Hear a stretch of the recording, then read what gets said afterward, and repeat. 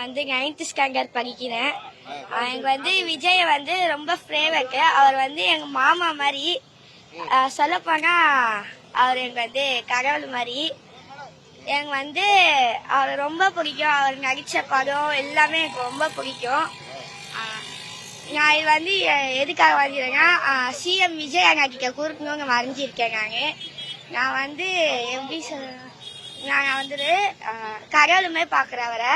நான் டெய்லி எங்கே இது போட்டாலும் நான் பார்ப்பேன். அவருத படம் எல்லாமே நான் பார்ப்பேன் அவருக்கு. என்ன பண்ணிட்டு வந்திருக்கீங்க?